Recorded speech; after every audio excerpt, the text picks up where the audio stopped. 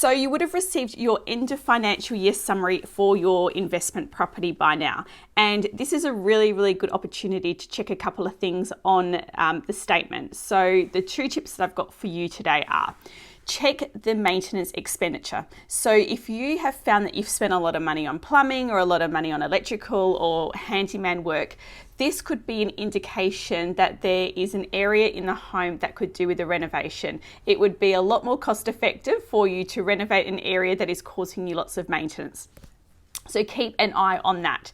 The second tip I have for you is if your maintenance expenditure is low or nil, which is quite possible on a lot of properties, it might be a good opportunity to have a look at where you could actually start spending a little bit of money on the property to improve it. So you can easily do a lot of things while you've got a tenant in the property. And I am very passionate about owners making sure that they spend around 10% of their rental income on renovations. Now, it doesn't mean that each year you spend 10%, but it means sort of over 5 years or 10 years, roughly that is how much you will need to spend when it comes to renovating bathrooms, kitchens, blinds, light fittings, etc. in a standard home. So if you have a tenant in the property and your maintenance expenditure is pretty low on your statement, maybe you could look at doing new light fittings throughout, new window treatments. If you've got verticals and you want to modernise the home, that's a really great easy job to do while a tenant's in the property. You could replace tapware.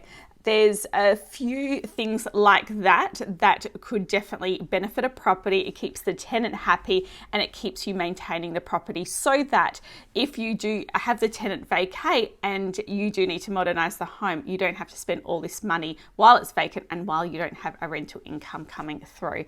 So they're the two things to check on your end of financial year summary that your property manager's given you.